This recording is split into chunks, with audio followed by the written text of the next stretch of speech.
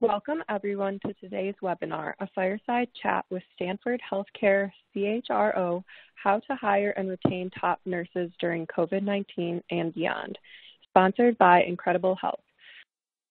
I'm Gabrielle Mason with Becker's Hospital Review.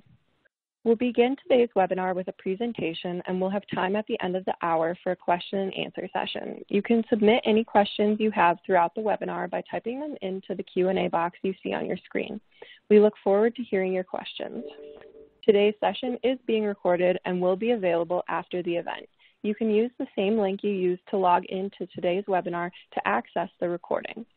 It's now my pleasure to introduce today's presenters. Our discussion today features Dr. Iman Abuzaid, Chief Executive Officer for Incredible Health, and David Jones, Chief Human Resources Officer for Stanford Health Care. At this time, I'm pleased to turn the floor over to Dr. Abuzaid to begin the presentation. Thank you, Gabby.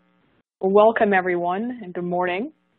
Today, we'll do a quick intros and overview, and then we'll go into the fireside chat portion of our discussion, where we'll be talking about hiring nurses, improving nurse retention, and expanding margins. And then our last 10 to 15 minutes will be open Q&A. So starting with introductions, I'll start with myself. My name is Iman Abuzaid, and I'm the co-founder and CEO of Incredible Health.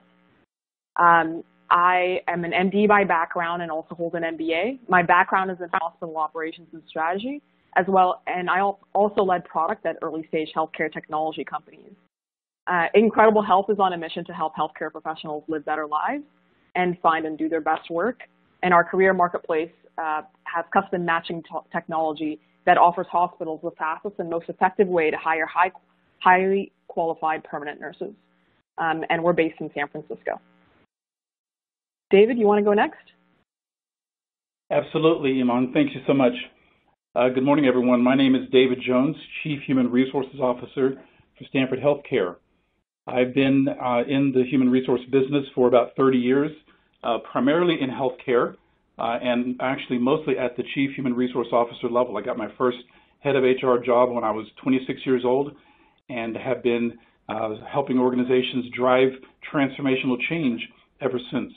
I've worked in community hospitals, in faith-based organizations, academic medical centers. I've also worked in the payer side with Blue Cross Blue Shield as head of HR in Chicago. I've also been on the e-commerce side as head of HR for Ameritrade in the internet space. I'm here now at Stanford Health Care, helping the organization really drive change in this incredible environment. We started with a new CEO about 4 years ago, really just changing the culture, driving the organization in terms of quality outcomes. We opened a brand new $2.5 billion hospital, very high tech, very high touch, and we're able to staff that and to really lead a new way of delivering patient care through that new hospital. So it's my pleasure today to talk about nurse recruitment and retention. Glad you're joining us. Thank you, David.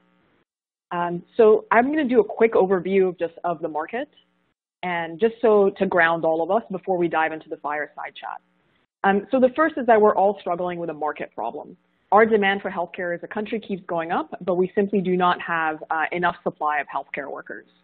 Healthcare is the #1 employment sector in the US since 2018 by number of workers, and so 1 in 8 Americans work in healthcare today. Now, this industry does suffer from significant challenges. By 2024, hospitals nationwide are going to face a shortage of 1 million nurses. It is the biggest employment crisis in our country. And on average, it's taking 82 days to fill a permanent specialized nurse position in the country. And there's also unprecedented turnover among nurses too, where the national average right now is 17%. What this culminates in is, there's revenue challenges, right? And cost challenges. Because of these market dynamics and this extremely tight labor market that we're all facing, our labor costs are going up. As you can see, 48% of labor as a percentage of, 40% of revenue as a percentage of labor is at 48%, and that's increasing. And when understaffed facilities are forced to spend more on overtime and premium labor, like travel nurses, which is just generally not good for the bottom line. Now, beyond the financials, we know that understaffing also puts patients, hospitals, and staff at risk. We know that it increases medication errors and readmission rates when a hospital is understaffed. We know that burnout is a real problem among nurses, and even the nurse suicide rate is 45% higher than the average American. This is also impacting patient and physician satisfaction as we're driving towards even more intense competition for nurse talent. So very briefly, I'll just say who we are. Incredible Health helps hospitals and other healthcare providers use our custom matching technology to hire high-quality permanent nurses in less than 30 days. Incredible Health is the fastest growing venture-backed career marketplace for healthcare workers. In terms of what we do, the way our platform works is that employers apply to the talent instead of the other way around. And as you can imagine, the nurses love that. And because employers are applying and competing directly for the talent, it creates a real sense of urgency, which increases hiring efficiency by 25 times and increases hiring speed by 3 times. We are the only platform that uses automation to help screen the talent's credentials and preferences and automatically custom match the talent to specific employers. We also arm HR and nursing leaders with data analytics to help them improve their internal processes and decision-making. In terms of our results, our platform has increased the speed to hire by 3 times for hospitals, and workers use the platform to find permanent jobs in less than 30 days instead of the national average of 90 days. And nurses who use the site do enjoy salary increases as well as shortened commute times. We're used by over 200 hospitals nationwide. That includes big health systems like HCA and Baylor Scott and White. It includes academic medical centers like Stanford, who we have today, and Cedars-Sinai, as well as many community hospitals. This slide just shows a very small selection of our clients.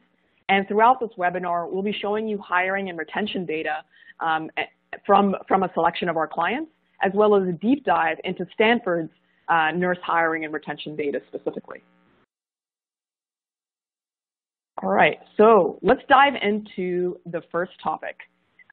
So today we're covering 3 topics: nurse hiring, nurse retention, and margin expansion. So starting with the first topic of rapid hiring, we want to discuss how to increase recruiter and nursing leader efficiency and hire permanent experienced and leadership nurses faster using the latest strategies and technology. So let's unpack that a bit with David, starting with our first question here. So David, from your perspective and from Stanford's perspective, what are the top challenges with hiring nurses? Thanks, Iman. So the first one I think you've already explained well, and that is the shortage. I mean, there is basically a supply-demand issue, right? The demand is higher than the supply right now in significant ways, and so that is having all of us scramble for a smaller supply of available nurses. That's a particular concern for some of the specialty nurses like ICU, OR, ER, other nurses like that. And so we've certainly done a lot of things to have new grad programs to be able to bring in new pipelines, but in many cases it still doesn't help us meet the full demand of the nurses that we need. We're also dealing with an aging issue, an aging nursing population. And so as we look at our nursing workforce, we're on par with the national average, but effectively we see the nurses aging, and we see fewer nurses coming in to replace those who are aging. And so we see that as a concern as the population as a whole continues to age, and as the demand for healthcare increases, this situation is just only going to get worse. In the Bay Area, we're also dealing with the high cost of living. This is a really big concern for us. Finding housing, first and foremost, is a challenge, and then affordable housing just really almost doesn't exist. One of the things that we've recognized is that a lot of our core workforce, our core nurses, have lived here for a long time. They own homes in the community. They bought homes when they were affordable. Their families are here. And so for those nurses, we do really great as far as retention. They're part of the community. Their commutes are manageable. They are really here with us until they choose to retire. Well, what's happening now is that as those nurses are retiring and as we're replacing them with the new grads and other new entrants, they're not able to buy houses. They can't afford housing. And so what happens is either they have to live much further away, so they have long commutes, which puts a lot of pressure on them from a family and lifestyle perspective. Also, they're now more susceptible to being picked off by our competitors because they pass several hospitals on the way to us where they could perhaps make the same money and not have the same drive. And so what we're finding is that with our workforce now spreading across a much broader geography, that we do find that it's a little bit more mercenary. They're not now sort of a captive audience. They're not residents of the greater Palo Alto area. They're not long-term folks within the community. And so that is a challenge for retention. And even though our nurses are paid well, still given the cost of housing in the Bay Area, it is out of reach for a lot of our folks. So that certainly is an issue.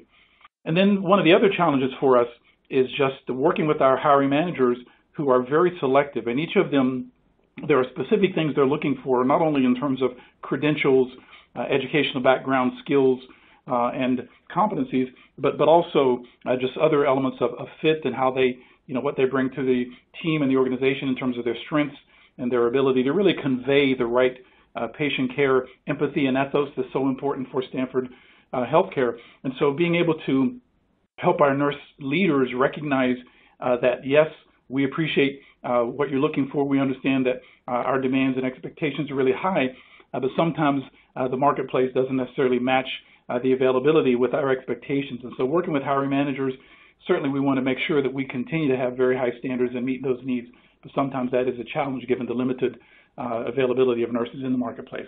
So those really are the main challenges that I would say we're dealing with right now. Okay, absolutely. I think the cost of living one, I know, resonates with a lot of our clients and hospitals in urban areas as well.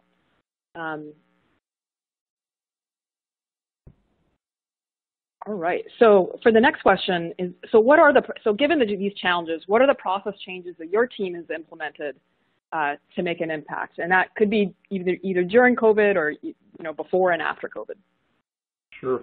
Well, I think one of the things that we recognized some time ago is that we as a human resource team, as a talent acquisition team, can't do this alone. We need good partners. And so we have various partners, and we've been really pleased with the partnership with Incredible Health because it really helps us extend our brand further into the marketplace. We are thrilled that Stanford Health Care, Stanford Medicine does have really a global brand. We have a very strong competitive advantage by virtue of that brand. And so Incredible Health has helped us as to be brand ambassadors, representing us in the marketplace, helping us really leverage that technology in order to bring to us the nurses who meet our needs. I mean, it's really been incredible as we've tried to be more efficient, to do more with less. You talk about COVID, one of the big challenges there obviously is the economics of healthcare, very challenging, but at the same time, the demands for staffing are even greater. And so how do we continue to do more with less, improve our throughput without dropping the quality of our nurses, making sure that we can have all the nurses we need? And certainly we have a big cadre of COVID-positive patients, so making sure that we're able to take care of those patients, staffing our ICUs, as well as the other core hospital operations. Really, really important that we're able to leverage technology to drive efficiency. And so what we've really liked about this relationship with Incredible Healthcare is having technology that really helps us manage the hiring process efficiently and quickly. Now, we know that this business is very high touch, and so ultimately the game for us is won and lost in that relationship between the candidate and the hiring manager, the candidate and the human resource person, the talent acquisition consultant.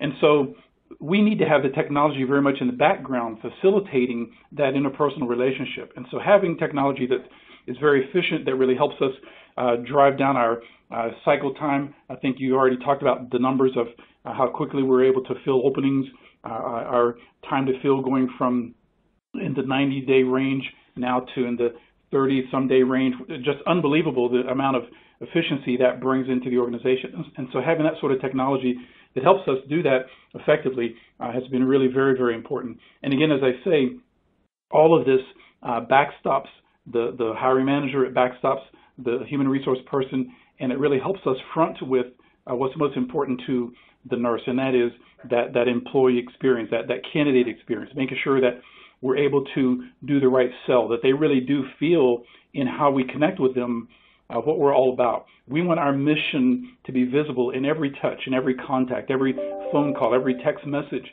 every visit, which, by the way, are now virtual. We were struggling with how to manage the candidate traffic during COVID, and of course now we're doing all of our interviews virtually. So there's another layer of technology that we've got to leverage in a way that helps us still convey something special, something unique about the Stanford brand. And again, as we work all of this together with the support we have through the technology of Incredible Healthcare, it really helps us make sure that we're able to focus on the touch, focus on the sell, focus on the relationship, focus on the hiring manager, making that connection with the candidate in a way that, again, reinforces who we are and what we're all about. And then at the same time still helps us make sure that we can manage the metrics, make sure that we're still keeping an eye on everything that's going on with the time to fill, with the number of candidates in the pipeline. Where are they in the queue? Are we ready for offer? Have the background checks been done? All of those things have to be visible and managed efficiently. And again, Incredible Healthcare has been a great partner in helping us with those issues. All right, thank you for that. No, we love working with the Stanford team. What I did want to show here is almost like a double click on what David has just discussed. And what this is the it's the overall hiring process, all the way from finding the RNs, interviewing them, sending out offers, and getting those offers accepted. And I think the Stanford team's approach is, for nursing in particular, is really avoiding the full RPO model and making sure that you work with partners that are able to collaborate with your in-house recruiting team. And the way that has worked is these first three steps of finding an RN, pre-qualifying them, contacting them, scheduling that phone screen. This is repetitive work that that can be done with technology, and that's the decision the Stanford team made to automate some of this work with custom matching technology, and it's lower scale and repetitive work. What that means is that frees up time for the talent acquisition team to pursue higher skilled work. And David, you touched on a lot of these higher skill work, such as maintaining and building that relationship between the recruiter and the hiring managers, as well as maintaining the relationships between the recruiter and the nurse. At the end of the day, if you can free up recruiter time by automating things like sourcing, for example, and automatic interview scheduling, then you free up time to build for relationship building. And so the end result of that is hiring at Stanford for specialized nurses that's actually under 3 weeks. So 21 days is Stanford's average at the moment. So this is more detailed data from Stanford, and it's really looking at the conversion of the hiring funnel. And this is something that's very carefully tracked on the Incredible Health platform, where we're able to see how many candidates are making it from one step to the next. And what we have here, if you look at the final step of offers accepted, we have an 8% higher rate there compared to a 1% higher rate from the national benchmarks. So what that percent means is that of the candidates that are being presented or looked at, what percent of them end up getting hired. And related to that, and I did want to touch on the candidate experience. And a huge piece of the candidate experience is speed to hire, not letting candidates or nurses, fall through the cracks or end up in the dark.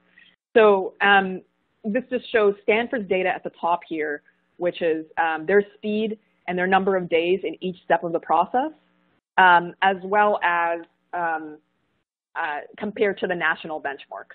So this is where we're saying that it's taking 23 days for the Stanford team using Incredible Health, and 81 days is the national benchmark. Now, 23 days means that the Stanford team is able to hire more and hire more rapidly and provide a fantastic candidate experience in a very tight labor market. All right, so David, we often get this question when it comes to changing processes and adopting technology. So what has not worked as well? What are key learnings from your team as you were implementing these new processes and technologies? So first off, Iman, I just wanted to remark on the prior slide and just the metrics and the flow of the process and just what it's meant to us to have that that even insight and visibility into the process, and then obviously getting to the outcomes, which are critical. And in a lot of ways, that has made this experience unique.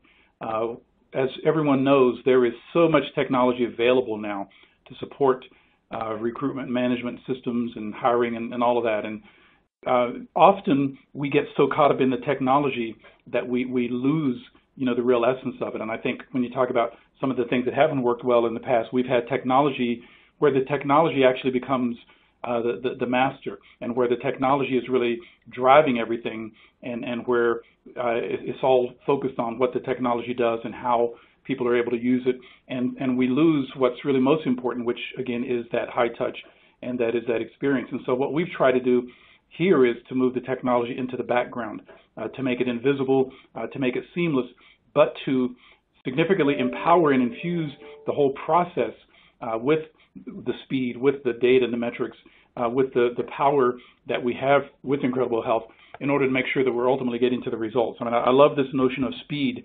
We know that these nurses are in short supply, high demand, lots of options, and they're making decisions very quickly, and sometimes we're not even sure the basis on which those decisions are being made. But if we're losing time, not getting back to them, phone calls are being dropped, or something's happening where they're not sure what's going on with the process, there's a big miss there. And so our ability to work very collaboratively with the hiring manager, making sure that they understand expectations around service level agreements, how quickly they need to get back to candidates, how they need to clear their schedules to be available, and to make sure that no more than 1 or 2 days go by without that follow-up and response, being able to have that dashboard to be able to see where everything is at every step of the process. That insight and visibility here is just really, really incredible. It's hard to work in a black box where you don't really know where is the rec, where is the candidate, is the interview scheduled, where are they in the process, who's up next to make sure that we take it to the next step. Without insight into those things, you're losing great candidates. And because of how competitive it is, candidates and nurses don't wait around for that. They make decisions based on the experience, the feel, how well they're being supported. I mean, really, our recruiters really are more talent consultants delivering a concierge experience that really is custom tailored to that specific nurse and to that hiring manager. And so again, for us having technology that is seamless and in the background so that our recruiters can focus on that relationship and on those warm handoffs, those conversations, and that whole process of really getting to know the nurses and really making sure that we're making that right connection with the hiring managers. Again, that's what's working well. And so we've been very pleased with how we've been able to leverage that through your support. Okay, fantastic. All right, let's move on to the next hot topic, which is nurse retention. And the topic is around, how do you identify and resolve the primary reasons for why your top nurses leave? And to start, let's talk about, we'd love to hear from you about what are your top challenges with retaining nurses. And the reason I ask this question is sometimes it's surprising that a brand like Stanford and a team like Stanford, has trouble with hiring or retention, right? So we'd love to hear your perspective on this topic. Sure. Well, I think the good news, as you can see here on this slide, is that our turnover is far below the national average, far below any of our competitors. And so we come into this with an advantage. And again, we know that a lot of that comes from our brand, but we've had to build and create that brand in order to make it both attractive and to make it sticky so that when people come here, they want to stay here. But having said that, we do still lose nurses, and sometimes really, really great nurses, really experienced, tenured nurses, in addition to some of the newer grads and younger nurses. And so when we look at what's going on, some of it for us is work-life balance, just making sure that, for example, the commute is doable. That can be an issue for folks who live long distances away.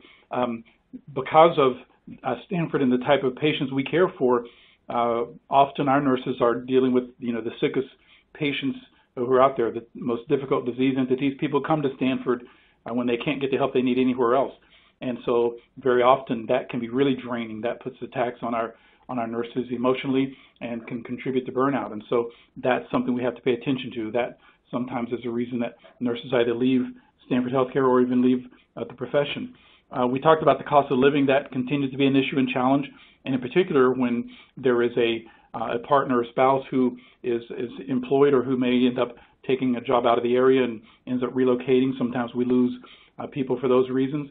And sometimes it might even be a career advancement, just an opportunity for a nurse, because we've done such a great job of developing our nurses, giving them opportunities, growing their skill sets. And because of the Stanford brand and the experiences they get with us, sometimes they can leverage that for great opportunities elsewhere early in their career. And so that's sometimes another reason we lose people. We put all the money and effort into developing them and helping them get these great experiences and credentials, and then other organizations sometimes benefit from that. So those are really the main reasons that we lose people. But again, as you can see here, our retention rate is something that we're very proud of. Okay. And so given those challenges that you laid out, what are some of the programs and solutions that you've implemented in order to get that amazing retention percentage that's beating the national average? Well, so a lot of things that we've done. I think one of the main things we've done is the way that we staff. So we have this whole notion of what we call the nursing practice environment. We've created a way of doing nursing here at Stanford Health Care that we believe puts nurses in the best possible position to be successful.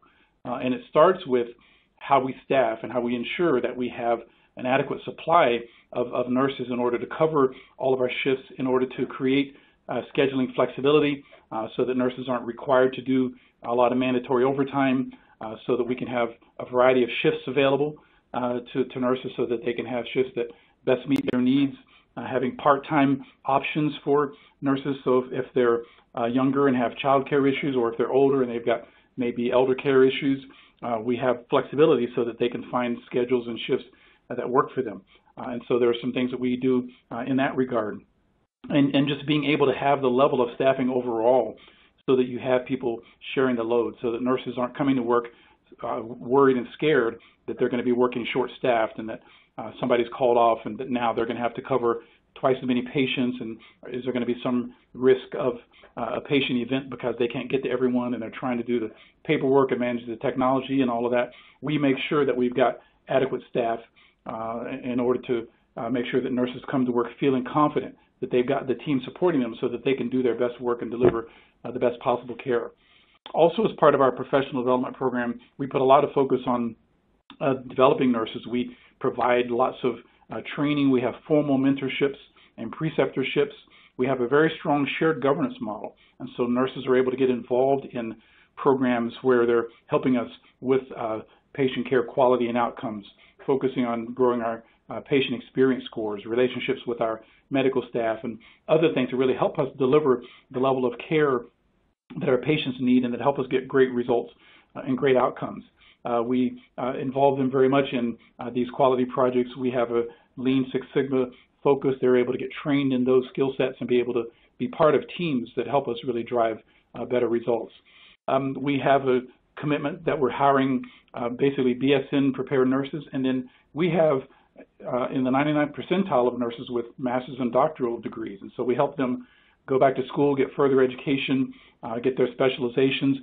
We have probably over half of our nurses with a professional certification, almost 60% who've gone on to get a professional certification. So that also helps make sure that they feel like this is the right place to be, a great place to practice, to do the right level of care, and to really be growing, learning, and developing.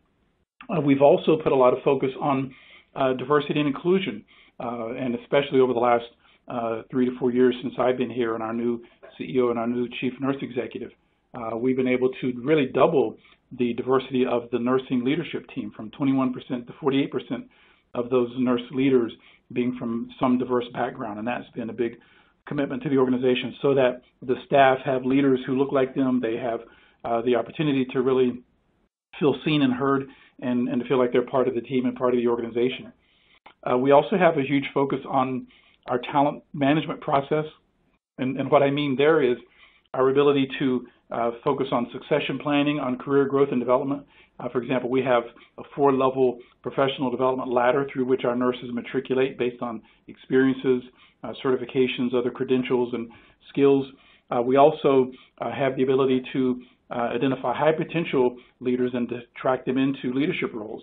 So, for example, when we opened our brand new hospital back last November, we had dozens of new nurse leader positions that were available.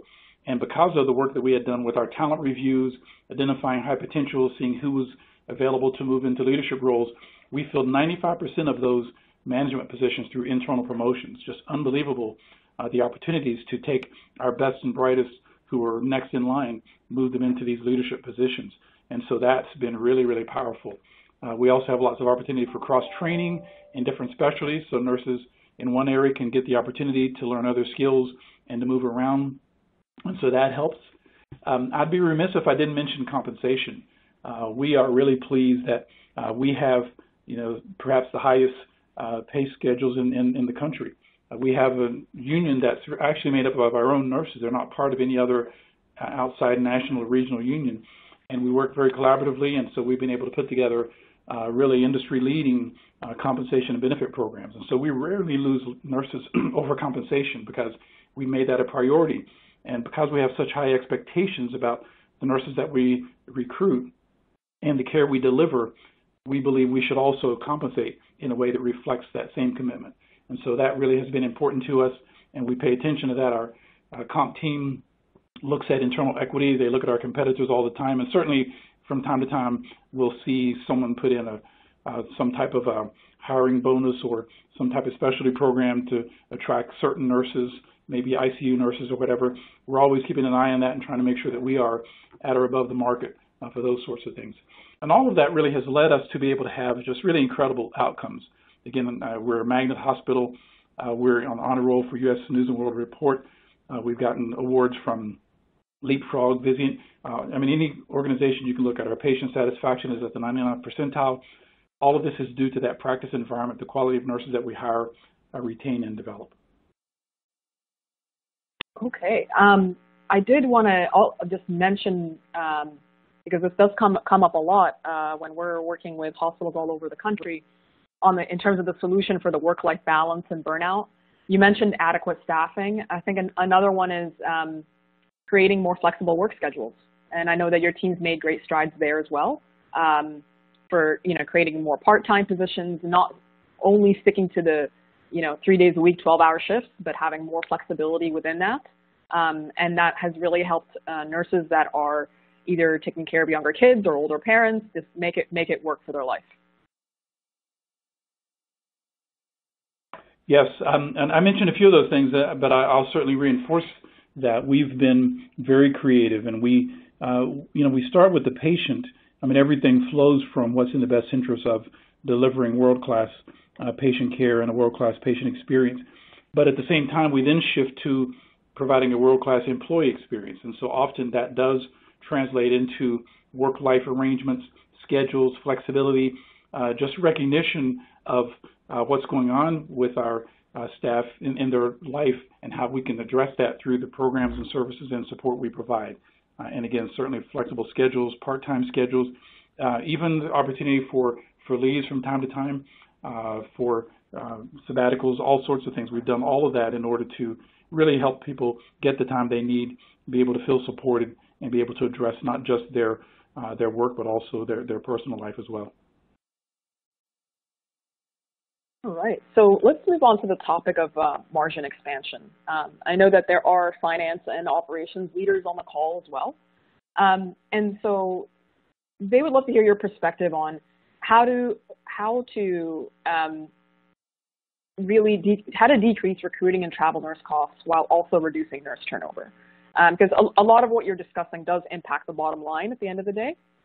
And so the specific question around there is, what role does HR, talent acquisition, and nursing leadership have on hospital financials? So my view has always been that our human resource staff and leaders are first and foremost business leaders.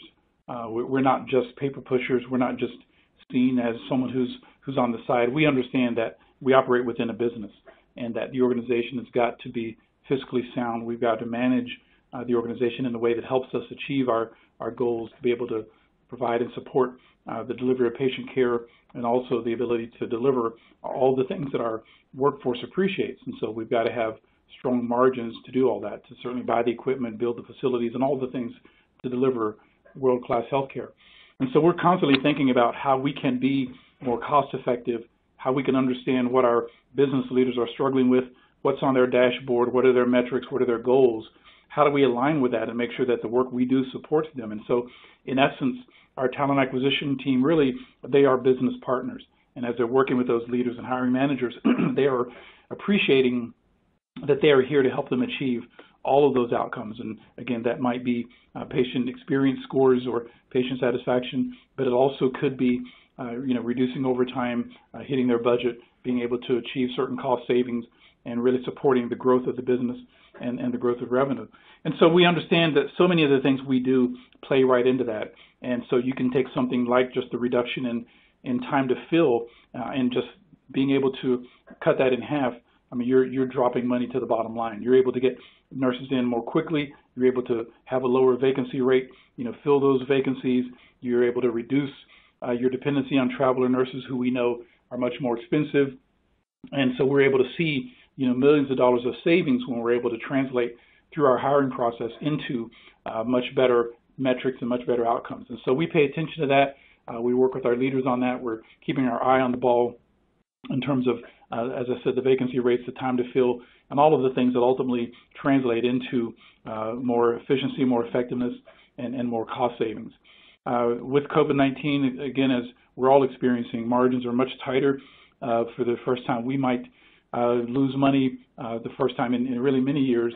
And so we know that as a result of that, we've got to find ways to reduce our budget and to do things more cost effectively. And so the technology support that we have through Incredible Healthcare, again, enables our recruiters to have a higher volume, but to spend more time with the candidates and less time in the transactional work and the paperwork. And so that has a bottom line implication as well. So I think those really are the key things that we're doing. And again, as we talked earlier about just the data that we have, being able to have the metrics, really understanding the process, understanding, again, what our business leaders need and how to support them best as we manage staffing the organization most effectively. Those are all the ways that youre HR team partners with our business and with our hiring managers. Okay, thank you, David. That was great.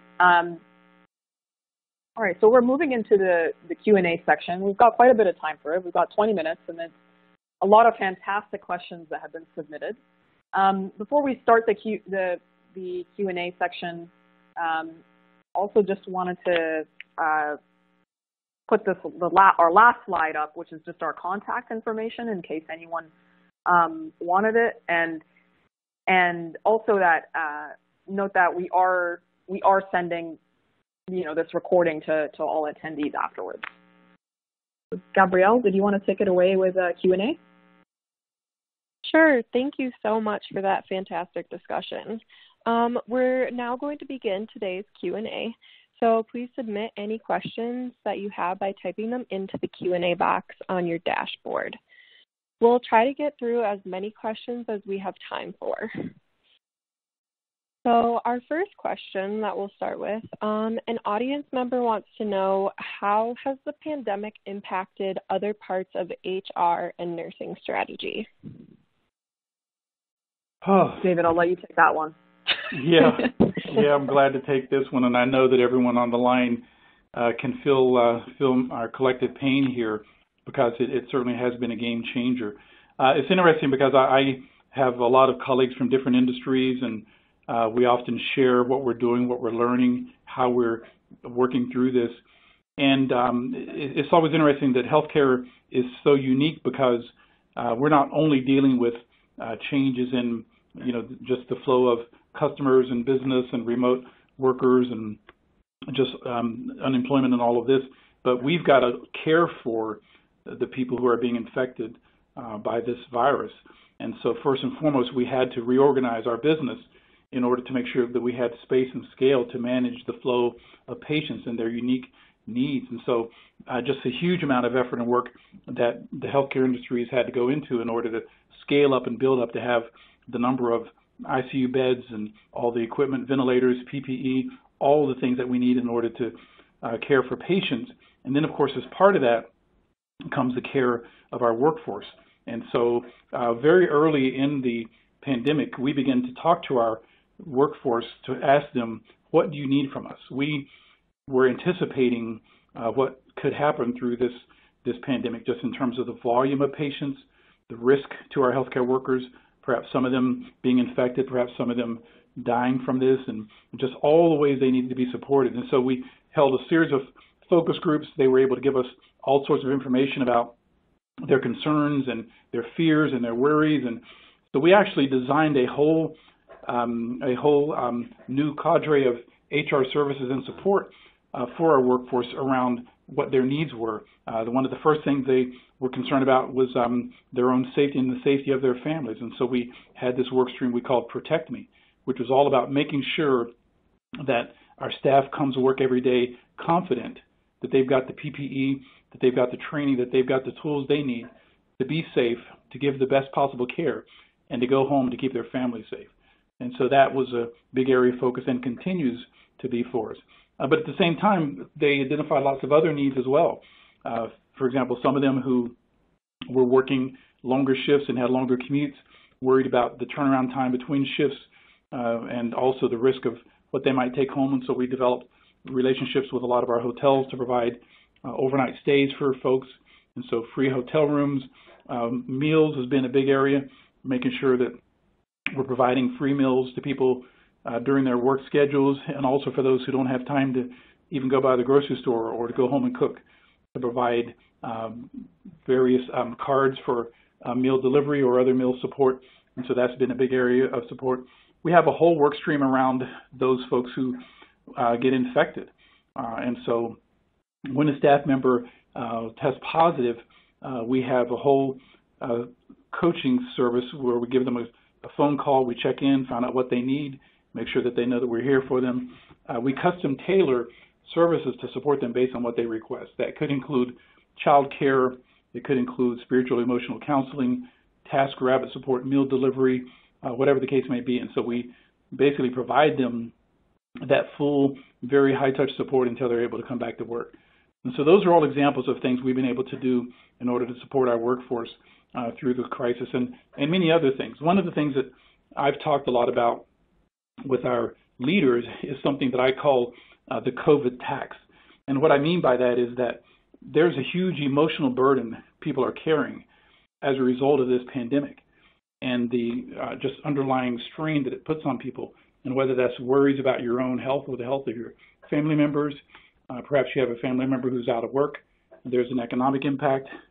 It may just be the feeling of being cut off from your social network, not being able to gather with friends and family, not being able to go to church, not being able to go to entertainment like shows, movies, even restaurants, and things of that nature, not being able to watch your favorite sports team. All of this puts a weight on people that they carry with them everywhere.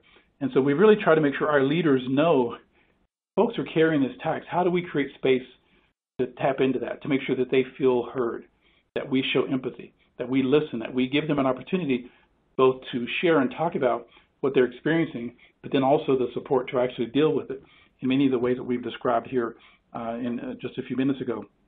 And so we've really equipped our leaders with a lot of tools so that they're able to show up in ways that help support our team in managing through all the things that are coming with this crisis. And as many of you know, we actually thought there was sort of into this here a couple of weeks ago when we'd flattened the curve, kind of got the numbers down, started to reopen. And then lo and behold, we probably got a little bit too lax, and now here we are in another surge. And so this second surge has created even more just feeling of concern, sadness, reality about how long this is going to go and how much it's going to cost. And so the ability as leaders to show up in ways that can really help make sure our staff knows, you know, we're here for you, we understand, we get you, how can we support you, How can we help you through this? And so those are just some of the things that we've been able to focus on and to deliver as a human resource team to support people through this crisis. Well, thank you, David, so much for that insight. Another audience member wants to know, what role does employee engagement play in nurse retention, and how have you measured this? Another great question. So the engagement part plays perfectly into all the things that we're talking about here, and we've really worked hard to make sure that we're measuring the right things. We had changed our employee engagement vendor a couple of years ago. We use one where we have just a very short survey, 8 questions. We actually have an app that is on everyone's phone or on their desktop where once a week our employees are able to go into the app and do what we call a check-in. And in that check-in, they answer a few short questions, mostly around what are their priorities, what do they need from their leader, are they able to use their strengths this week. And from there, we really are able to tap into what's most on the minds of our employees, and then the leader is able to see that check-in immediately and to connect with the employee around their check-in. And so we have data that shows that when employees check in frequently, their engagement is higher no matter what happens. But if the leader connects with the employee on their check-in, the engagement is exponentially higher. And so we have all these metrics to show the frequency of check-ins and how that drives specific improvements in engagement score. The other thing we've done with our engagement is we added questions during the crisis to really tap into some of the things I was describing earlier as to, are you feeling protected?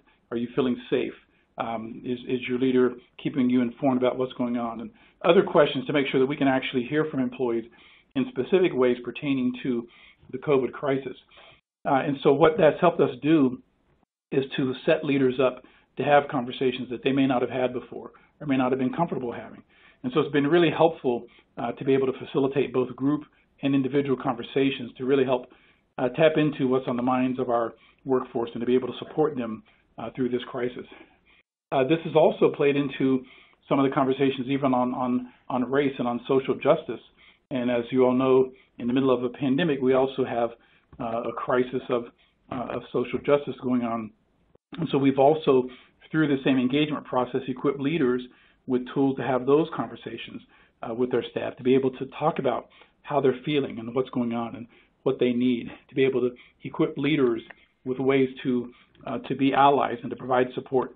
We've had a few cases, for example, where a patient may have made a derogatory remark to a staff member, making sure that when that occurs, people understand their role as bystanders, to not just let it go, but to confront it, giving them words at work, tools to be able to confront those conversations and to be able to support their staff and their coworkers when those things happen. So those are all the things we're doing through employee engagement and through supporting our leaders to help our staff through this time. This question has a couple questions in it. So how has COVID affected the types of RNs you're hiring? Are there more ICU RNs? Has COVID resulted in greater turnover in RN staff? Is Stanford adapting to COVID by moving underutilized internal RNs to cover understaffed, harder to fill areas? Let me know if you want me to repeat any part of the question as well. I could take a stab at the first couple of pieces because we have this is all data and information coming from our database. The first questions were how has COVID affected the types of RNs you're hiring and is it more ICU RNs? So what we've seen across the board, not just Stanford, but all the health systems we're working with, is the hiring of ICU RNs has doubled. It went up by 200% in March, April, and May, and now we're now at 3x compared to pre-pandemic levels of ICU nurse hiring. The other area that has gone up as well is emergency department nurses. So 50% more emergency department nurses are being hired than before the pandemic. I'll let David tackle the next one. Has COVID resulted in greater turnover in RN staff, as far as you know? So for us, actually, our turnover has dipped and we're finding people staying with us longer. And I'm not sure if that's just because of the overall economics, whether that's just maybe people's concern about security at a time like this.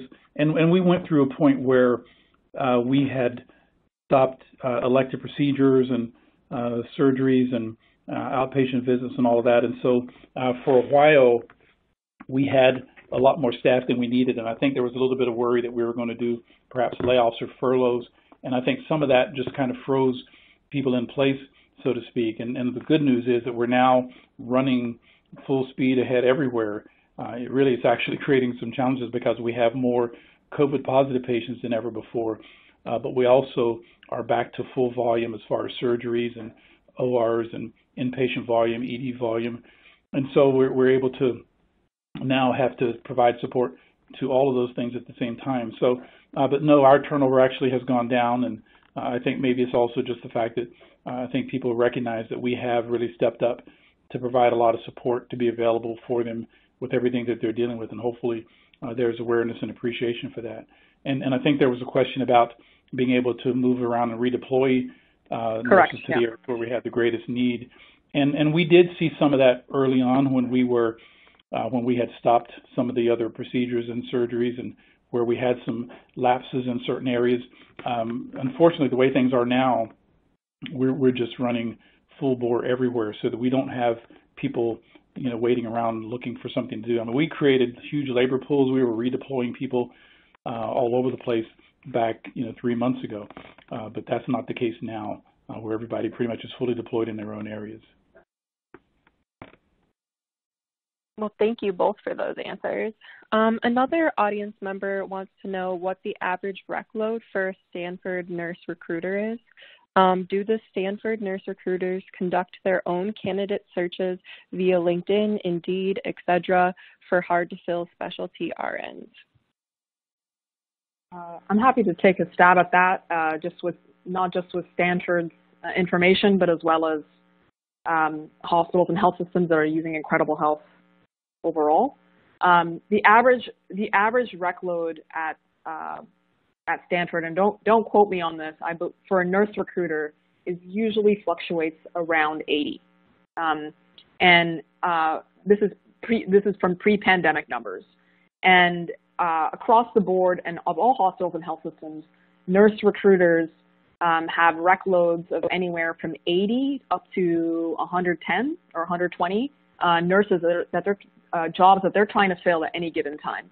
Now, it's important to note with those numbers that you don't just take the number. It's important to note that not all recs are created equal, and so there are some recs that are much harder to fill. That's particularly the specialized and experienced RNs. And in some cases, some teams have reduced the rec load for nurses that are tackling very difficult specialties like ICU and OR and so on. In terms of are they conducting searches using LinkedIn, Indeed, and et cetera for hard-to-fill specialty RNs? What we've discovered is that LinkedIn is challenging for experienced nurses because honestly, the nurses just aren't there. And for the few that are there, they're not actively engaged on LinkedIn. They don't respond to LinkedIn messages. Indeed is one of the biggest job boards for nursing. And so that is used. But the issue with job boards is that it's quantity over quality. It takes the recruiters quite a long time to sift through all of the Indeed applicants before finding that needle in a haystack. This is actually one of the reasons that Stanford and others have used Incredible Health. Incredible Health is particularly useful for experienced and specialized nurses, where the recruiting team can use that added bump or added support of automation in terms of custom matching and pre-screening for those experienced and specialized nurses. Well, thank you so much for that response. That is all we have time for today with our Q&A session, but I want to ask Dr. Abuzad and Mr. Jones if you guys have anything else to add or any final thoughts. Well, I'll say first, again, I want to thank everybody for joining in today and being part of the conversation. It's been my pleasure to help lead our organization at a time like this, and hopefully we're doing the right things to put our organization in the best possible position to serve our patients and to support our workforce. And certainly the partnership with Iman and Incredible Healthcare has been just a great resource and a great ally to help us achieve that. And so certainly it's been our pleasure to have this partnership. Yeah, and then final note from me is that just wanted to thank everyone who joined the call. I know that we have leaders from across the country, hospital leaders, including in nursing, HR, operations, and finance. And that includes the C-suite, the VPs, the directors. And thank you for the 700 people that have joined. Our mission at Incredible Health is to help healthcare professionals live better lives and help them find and do their best work. And we believe in a highly collaborative approach with your internal hiring and whether it's recruiting or nursing teams. And please feel free to get in touch with us at any time you like. Our email is there as well as our website. And just want to thank also Becker's Hospital Review for hosting this webinar with us. Of course. Thank you so much for your excellent presentation, and again to Incredible Health for sponsoring today's webinar. Please, everyone, enjoy the rest of your day, and we look forward to having you join us for future webinars.